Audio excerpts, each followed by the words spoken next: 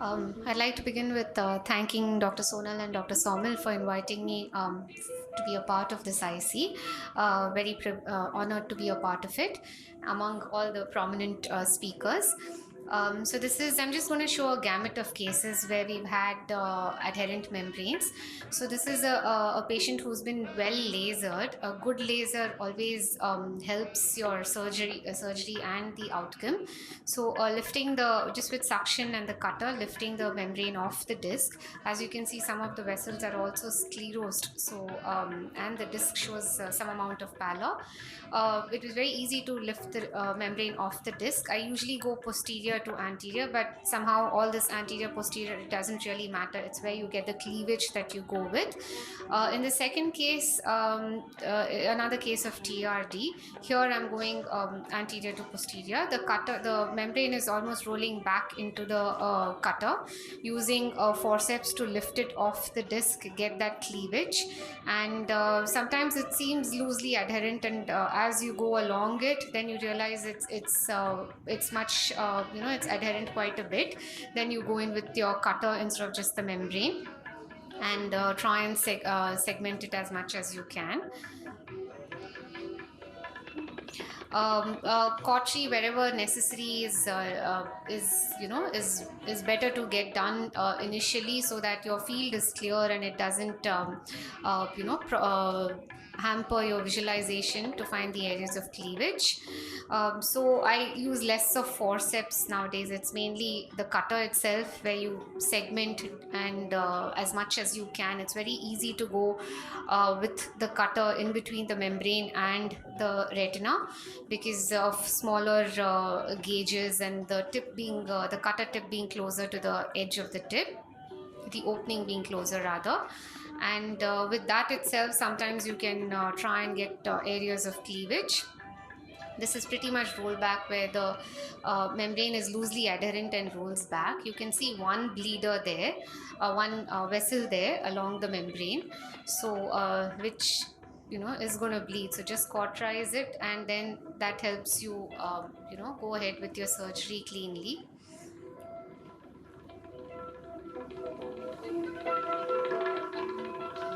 This is another case where it's tightly adherent to the center, to the retina. It's almost like a tabletop adhesion, detachment, and you kind of truncate the edges, allow it to roll back, and so then you can concentrate on the center. You have to just be careful while you're at the macula, so that most of these cases have VMT, have CME, so make sure you don't de-roof the macula while doing that.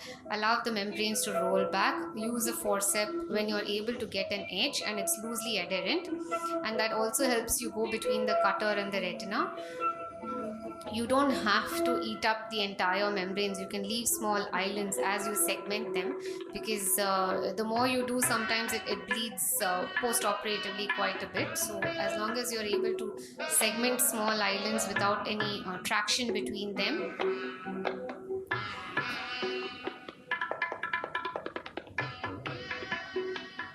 so you just fragment them into small islands like this.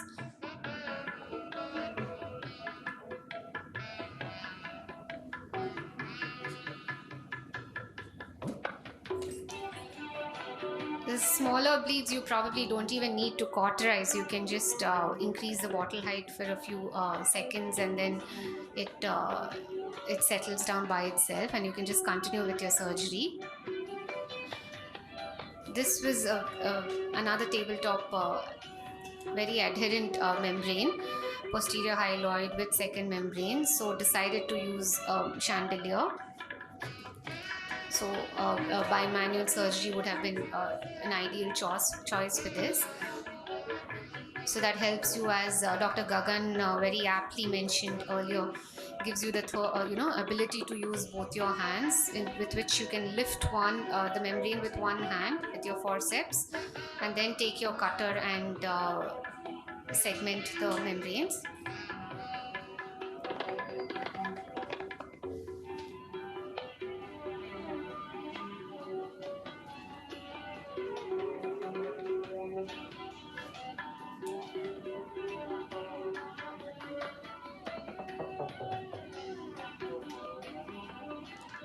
This is another case where the membrane was tightly adherent.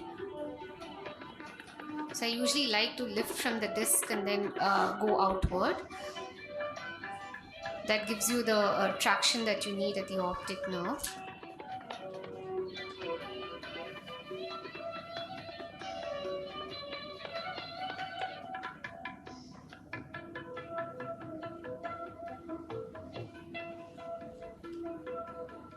So you can use PFCL, you can increase the bottle height, switch it to air if required for hemostasis intraoperatively.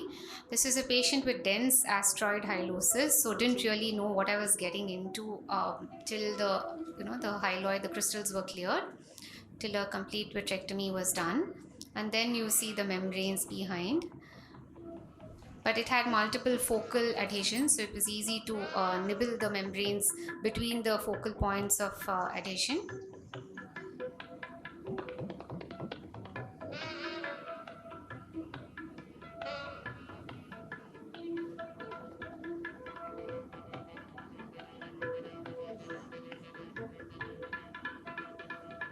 Just make them small islands and leave it alone.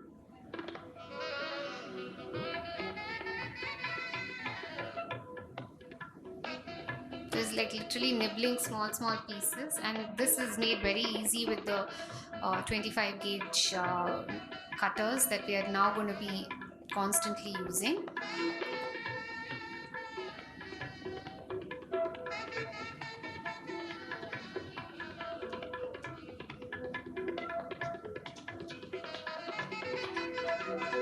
So this, I was fortunate to be a part of Narayan Netralaya when we first had the microscopic integrated OCT for a demo. And that really, the intraoperative OCT really helped you decide where the cleavage is. And yeah, so just going to show you, sorry, the next slide. Just going to show you a bit, since proportional reflux was a part of my talk, just the theory of what proportional reflux is. So this is how it just pushes fluid into, through the opening of the cutter when you switch it on the foot pedal. And you can see Tricot demonstrating it very easily here. So that's what the theory is. And sometimes this can help you, one second. Yeah, this can help you push off the fluid or form a cleavage between the retina and the membrane. So after using the dye here, proportional reflux just helped you find that cleavage here between the disc and the retina. So it can be an added tool which is available in most vitrectomy machines. And sometimes it can just clear off the blood or help you find the cleavage. Visco can also be used for the same.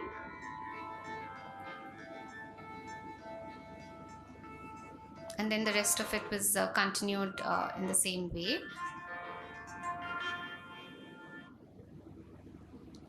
And this is the pre-operative and the post-operative picture of the same patient. Thank you so much. Thank you. Those were a very nice series of videos again. We have amongst us very two prominent vitreoretinal surgeons, Dr. Vatsal Parikh sir and Dr. Rajiv Reddy. So in the discussion that is to now follow about the dissection of membranes, obviously we have Dr. Atul Ursekar sir also. I would like to ask these questions, especially to the three of you all. Amongst others, you all are also free to ask those questions. Two words that kept coming across every time when those videos were shown. The first word was unfortunate use of language. First word was cleavage, which was mentioned a number of times. Not all of us guys are not that much unfamiliar with that word. And the second was bleeding. So what are the ways or tips and tricks that you guys have in order to manage first cleavage, second bleeding, apart from the ones that were shown here? Anyone from the audience as well as the speakers can answer that. Do you want, sir? Dr. Rajiv? Please.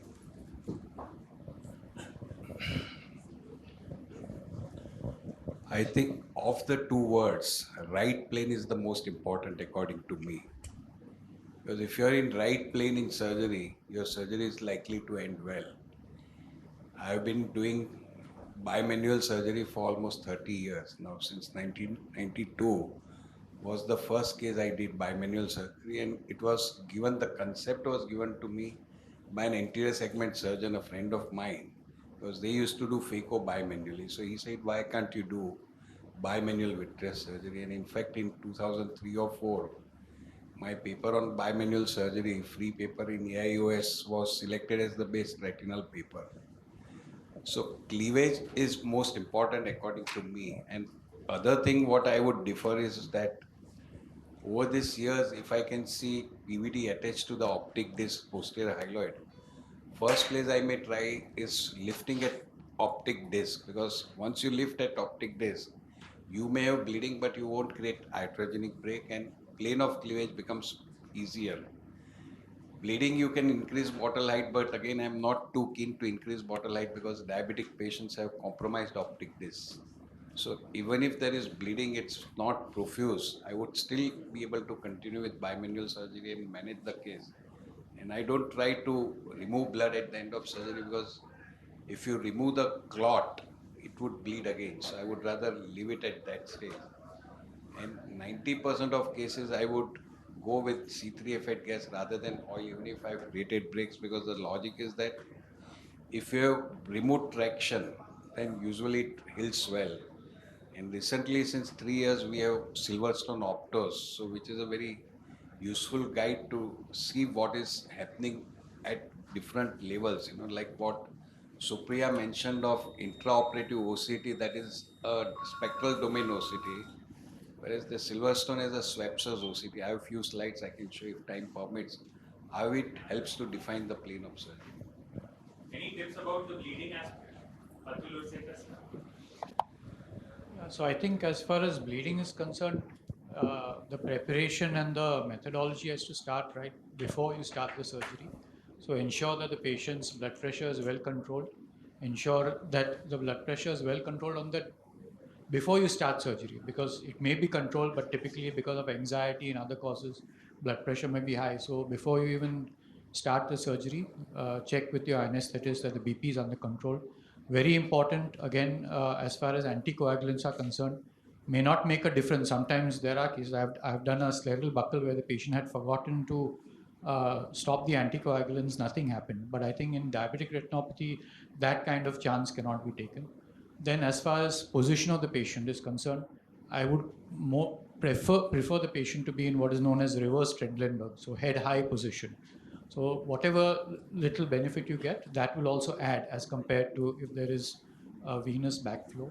Then of course there is a thought process of using chilled BSS or chilled BSS plus, and there are those who use it recommend it highly. So you use chilled BSS, and that is also supposed to be one of the methods by which you can reduce bleeding. Going forward, again, bimanual surgery gives you a more precise method of dissecting. So yes, precision surgery, and very important is you have to be very patient. There is a tendency to get a little frustrated, and then one move can result in disaster.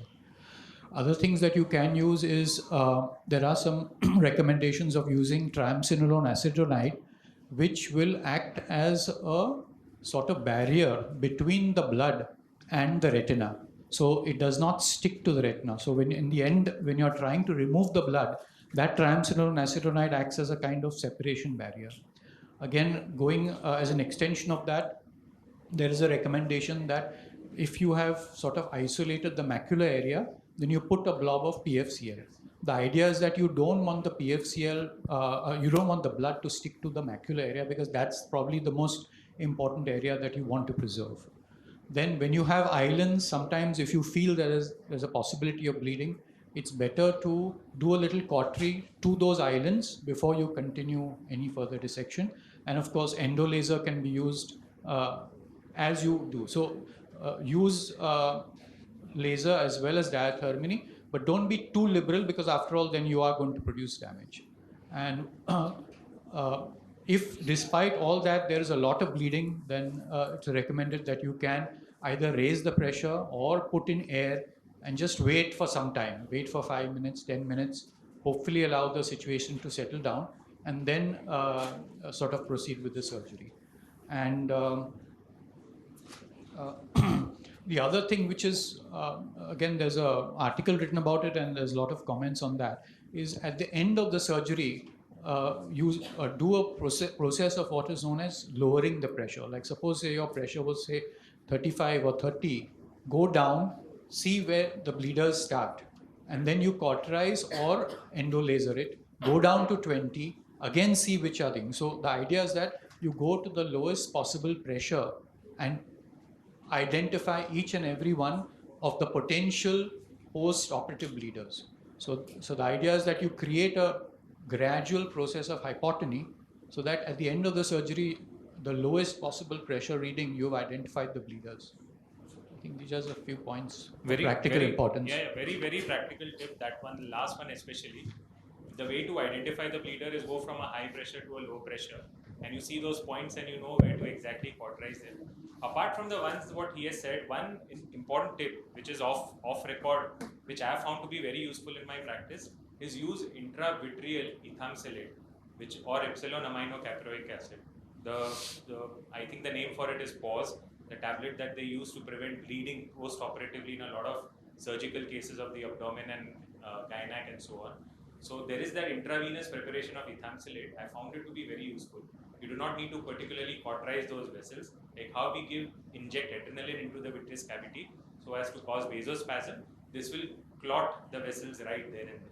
So obviously it's an off-label use because it's not meant to be used in the intravitreal space, but because we're using intravenous, I think it's pretty safe to use. What dose? 0.1, just about like how we inject triamcinolone. Yes, intravenous preparation of ethamsalate, you get it in the form of vials. You take just probably in a 1 ml syringe, you take about 0.2 or 0.3, and out of that just inject 0.1 or you can even dilute it. What I do is you can take it in a 3 cc syringe, you take the whole thing, fill it up with saline and just spray it wherever you feel bleeders are there, and it clots them there and there. Not documented as such, though there are a lot of confounders. That the surgery itself is so eventful in such cases that you really don't know how the retina will fare. But since it is good for intravenous use, it's just a matter of time before people start, probably.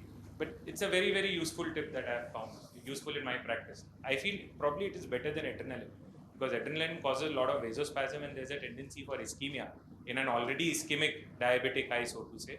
So I feel maybe that's a better use. Ask two questions, you can take it now or you can ask. One is, of course, whether there's any difference in the preference of using 25 or 27 gauge surgeries and when one would opt for one or the other, depending upon the thickness of the membrane. And second is, what are the thoughts on preparation of the surgery by giving anti-VEGF before?